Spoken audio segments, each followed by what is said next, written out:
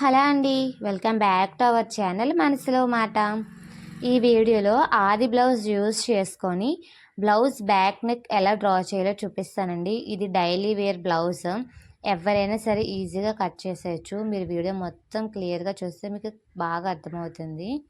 First ఆది బ్లౌజ్ని నీట్గా సర్దుకోవాలండి. నేను వీడియోలో ఎలా చూపిస్తున్నానో అలా నీట్గా సర్దుకోండి. అది ఏ నెక్ అయినా అవ్వండి, సాగిపోయినట్టు కాకుండా దాని షేప్ అనేది క్లియర్గా వచ్చేలా సర్దుకోండి. మనకి ఇక్కడ సంఖ జాయింట్స్ ఉంటాయి కదా, ఒక జాయింట్ నుంచి ఇంకో జాయింట్కి కొలుసుకోవాలి. మనకి మెజరింగ్ టేప్తో మనకి ఒక జాయింట్ నుంచి ఇంకో జాయింట్ కొలుసుకుంటే మనకు ఒక నెంబర్ వస్తుంది. నాకైతే ఇక్కడ 18 వచ్చిందండి. 18 + 18 ఇది 36 సైజ్ బ్లౌజ్ అనమాట. అది చెస్ట్ లూజ్ అంటారండి. చెస్ట్ లూజ్ తర్వాత ఇక్కడ షోల్డర్ జాయింట్స్ కనిపిస్తాయి కదా, ఒక జాయింట్ నుంచి ఇంకో జాయింట్కి మనం మెజర్ చేసుకుంటే ఇక్కడ నాకు 10 వచ్చింది. అది షోల్డర్. మనకి ఏ బ్లౌజ్ కట్ చేసినా, ఏ సైజ్ బ్లౌజ్ కట్ చేసినా సరే చెస్ట్ లూజ్ షోల్డర్ లూజ్ అనేది ఇలాగే తీసుకోవాలండి. సో మన చెస్ట్ లూజ్ తీసుకున్నప్పుడే బ్లౌజ్ని కదపకుండా షోల్డర్ లూజ్ కూడా మనం తీసుకోవాలి. ఆ రెండు మెజర్మెంట్స్ అయితే ఖచ్చితంగా ఉండాలి. ఆ రెండు మెజర్మెంట్స్ తీసుకున్న తర్వాత ఇక్కడ మనం నడుం లూజ్ అనేది కొలుసుకోవాలండి. సో ఇక్కడ మనకి ఉక్సిల్ బెల్ట్ సైడ్ నుంచి తాల్ బెల్ట్ చివరి వరకు మొత్తం కొలుసుకుంటే మనకి ఒక నెంబర్ వస్తుంది. ఇక్కడ నాకు 32.5 అలా వచ్చిందండి. కానీ ఇక్కడ నేను నడుం లూజ్ వచ్చేసి 32 పెట్టుకున్నాను. ఎందుకంటే మనం జాయిన్ చేసుకున్నప్పుడు మనం మళ్ళీ మెజర్ చేసుకుంటాం కాబట్టి అక్కడ పెద్ద ప్రాబ్లం ఉండదు. మీరు 33, ఒక బిగినర్స్ అయితే 33 తీసుకోండి. సో ఇక్కడ మనం ఈ మెజర్మెంట్స్ అయితే ఖచ్చితంగా తీసుకోవాలి. ఇవి అయిపోయిన తర్వాత ఇక్కడ మన లైనింగ్ చివరిని క్రాస్ ఏమైనా ఉంటే క్రాస్ అనేది ఇలా లైన్ డ్రా చేసుకొని, స్ట్రైట్ లైన్ డ్రా చేసుకొని క్రాస్ అనేది కట్ చేసేసుకోవాలండి. సో క్రాస్ అలా కట్ చేసుకున్న తర్వాత మనకి ఒక 1/4 ఇంచ్ లైన్ అనేది మళ్ళీ డ్రా చేసుకోవాలి. ఈ 1/4 ఇంచ్ లైన్ దేనికంటే మనం బ్యాక్ పార్ట్కి నడుం బెల్ట్ జాయిన్ చేస్తాం కదా, నడుం బెల్ట్ జాయిన్ చేయడానికి ఇది ఖర్చు అనమాట. సీకి వచ్చిన తర్వాత ఇప్పుడు మనం బ్లౌజ్ హైట్ మెజర్ చేసుకోవాలండి. బ్లౌజ్ హైట్ ఎలా అంటే షోల్డర్ దగ్గర నుంచి ఇక్కడ మన బ్యాక్ డాట్ కనిపిస్తుంది కదా, బ్యాక్ డాట్ వరకు మనం ఇలా మెజర్ చేసుకుంటే నాకు ఇక్కడ 13.5 ఇంచులు వచ్చింది. సో ఇక్కడ 13.5 ఇంచుల్ని మనం డ్రా చేసుకోవాలి. ఇక్కడ నేను బ్లౌజ్ హైట్ పెంచమన్నారు కాబట్టి నేను 14 ఇంచులు పెట్టుకున్నానండి. సో మరి హైట్ ఎక్కువైనా సరే మనకి బ్లౌజ్ ఫిట్టింగ్ ఉండదు కాబట్టి చూసుకొని అడ్జస్ట్ చేసుకోవాలి. సో మళ్ళీ చూపిస్తున్నాను చూడండి. ఆది బ్లౌజ్ యూజ్ చేసుకొని ఇలా మెజర్ చేసుకోవాలి.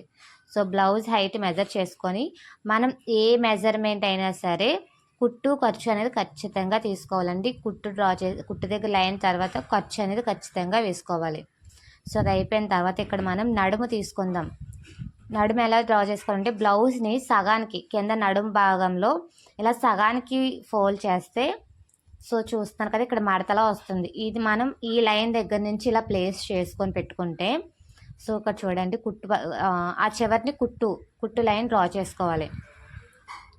సో ఇక్కడ వాళ్ళు నడుము కిందకి దించమన్నారు కాబట్టి నేను మార్కింగ్ అనేది కొంచెం కిందకు డ్రా చేసుకున్నాను. ఇక్కడ మీరు లైన్ డ్రా చేశాను కదా, అక్కడ కుట్టు దాని పక్కన ఖర్చు డ్రా చేసుకోవాలండి. సో చూస్తారు కదా, సో నడుము అనేది కింద లైన్కి మార్కింగ్కి వచ్చింది అనుకోండి.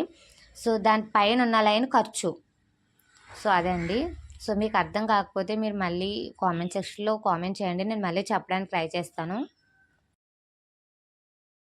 ఇప్పుడు నడుము లూజ్ వచ్చేసి మనకి 32 వచ్చింది కదండి.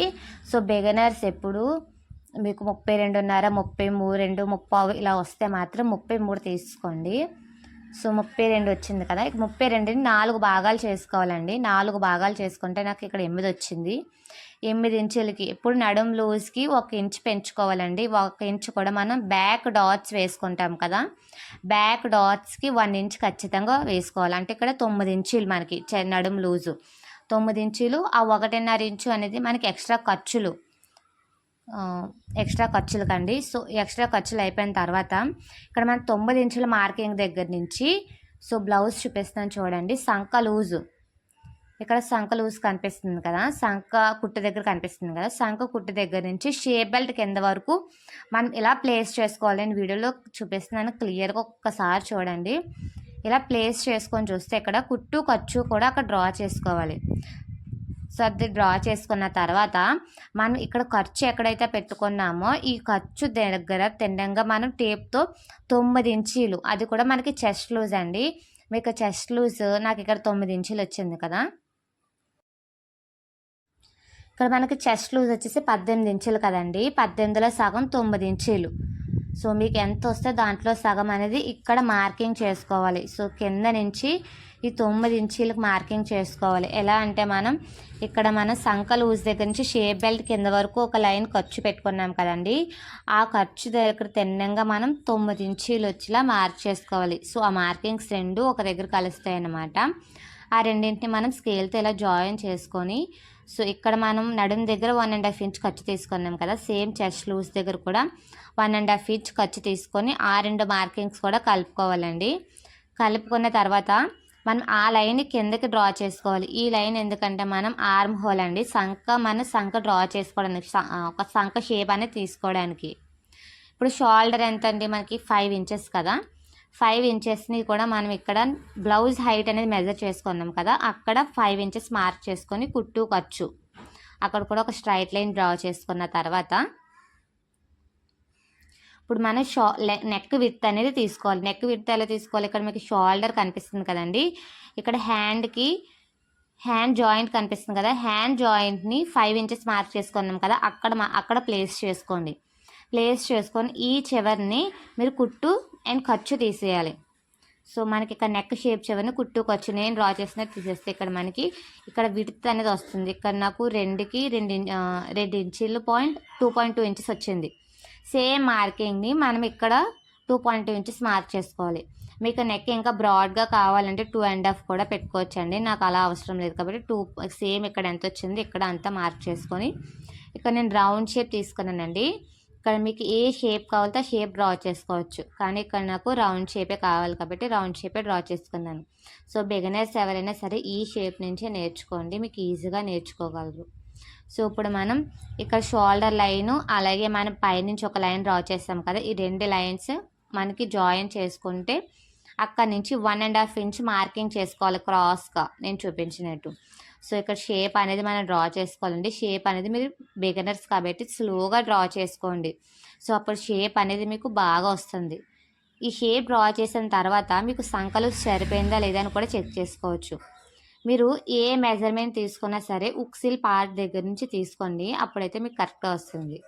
సో ఇక్కడ నేను కుట్టు ఖర్చు కదండి, ఖర్చు తీసేసి సో ఇక్కడ మసలైన మెజర్మెంట్ దగ్గర నుంచి అదే కొలుస్తున్నాను చూడండి, నాకు కరెక్ట్గా సరిపోయింది. సో చూస్తున్నారు కదా, అంటే నేను సంక లూజ్ అనేది మనకి కరెక్ట్గా సరిపోయిందండి. సో బ్లౌజ్ ఇంతేనండి, కటింగ్ అయితే మొత్తం అయితే ఇంతే.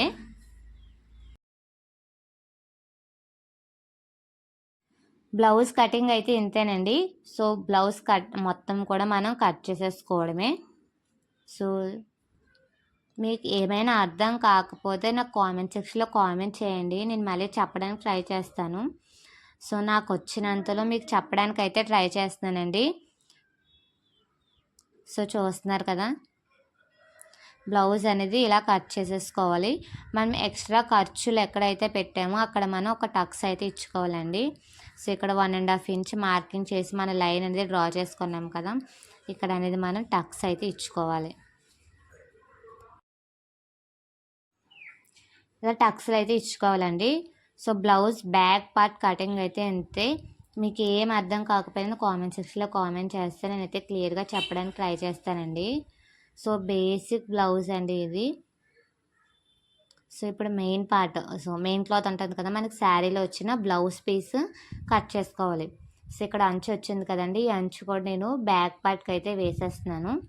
సో వాళ్ళ బ్యాక్ పార్ట్కి అయితే నేను వేసి కట్ చేసేస్తున్నానండి. సో ఇదైతే మాత్రం సో చూస్తున్నారు కదా, మీరు కొంచెం ఖర్చు ఉంచుకొని కట్ చేసుకోవాలంటే ఒక 1/4 ఇంచ్ ఖర్చు ఉంచుకొని చుట్టూరు కట్ చేసుకోవాలి. ఎందుకంటే మనం బిగినర్స్ ఏంటంటే స్టార్టింగ్, అది నేనైనా సరే ఫస్ట్ నేర్చుకున్నప్పుడు మనం ఎగ్జాక్ట్ ఉన్నది కట్ చేసేస్తే మన బ్లౌజ్ అనేది అతికినప్పుడు అది బ్లౌజ్ లైనింగ్ అనేది మెయిన్ క్లాత్కి జాయిన్ చేసినప్పుడు చాలా కష్టంగా అనిపిస్తుంది. సో ఇలా మరి మీరు ఎక్స్ట్రా ఉంచుకొని కట్ చేసుకుంటే మాత్రం మీరు జాయిన్ చేసినప్పుడు మీకు ఈజీగా ఉంటుంది.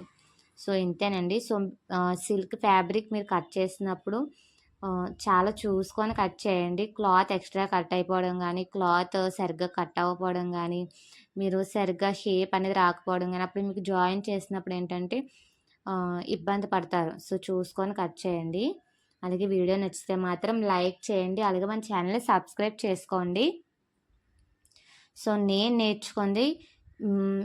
ఎవరో ఒకళ్ళకి నేర్పించడానికైతే ట్రై చేస్తాను. సో మీకేమన్నా అర్థం కాకపోతే కామెంట్ అయితే చేయండి. నాకొచ్చినంతలో చెప్పడానికైతే ట్రై చేస్తాను. సో ఇంతేనండి. నెక్స్ట్ వీడియోలో ఫ్రంట్ పార్ట్ అనేది అప్లోడ్ చేస్తాను. Thank you.